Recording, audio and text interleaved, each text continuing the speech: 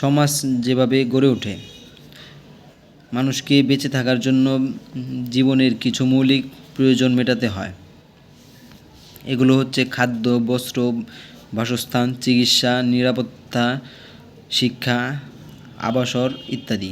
এসব মৌলিক প্রয়োজন মানুষ একাকী মেটাতে পারে না। ব্যক্তি একা যেমন সকল খাদ্য, বস্ত্র উৎপাদন করতে পারে না, তেমনি একার পক্ষে চিকিৎসা ও নিরাপত্তা দেওয়া সম্ভব না। তাই একে অন্যের সাথে তাদের নিজস্ব দ্রব্য বা জিনিসের বিনিময় করে মৌলিক প্রয়োজন মেটাতে সহায়তা করে। এভাবেই সমাজ গড়ে ওঠে। লিখন পদ্ধতি ও ধাতুর সাহায্যে কীভাবে সভ্যতার উন্নতি হয়েছিল। লিখন পদ্ধতির সাহায্যে সভ্যতার উন্নয়ন।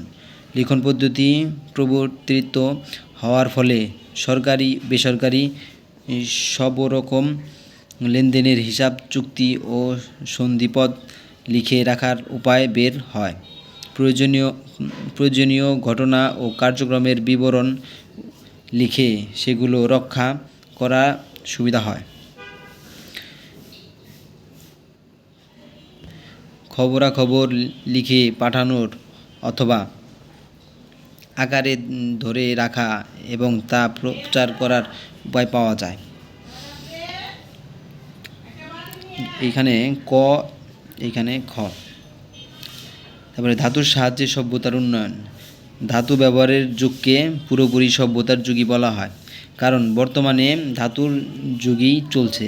বর্তমানে বড় বড় কলকারখানা, রেলগাড়ি, সেতু, ইঞ্জিন ও যন্ত্রপাতি তৈরি করা হচ্ছে, তা ধাতু আবিষ্কারের ফলেই সম্ভব হয়েছে। এই ধাতু না থাকলে এইসব জিনিস বা এইসব আমাদের প্রয়োজনীয় কোনো কিছুই তৈরি করা সম্ভব হতো না। বাংলাদেশের বন্য প্রধান কারণগুলোর বর্ণনা করো। বাংলাদেশের বন্যার প্রধান কারণ। বাংলাদেশের মৌসুমী জলবায়ু অঞ্চলে অবস্থিত। সাগর এলাকার থেকে আসা মৌসুমী বায়ু প্রভাবে বর্ষাকালে এখানে প্রচুর বৃষ্টিপাত হয়। অতিবৃষ্টি, ভৌগোলিক অবস্থান ও গাঠনিক অবস্থা বাংলাদেশের বন্যার প্রধান কারণ। এলাকার উন্নয়ন কর্মকাণ্ডগুলো বলতে কী বোঝানো হয়? এলাকার কখনো কখনো রাস্তা ও পুল তৈরি এবং মেরামত করা হয়। কোথাও খাল, পুকুর খনন এবং এগুলো সংস্কারের কাজ চলে। আবার কোথাও বিদ্যুৎ খুঁটি বা নলকূপ বসানো হয়।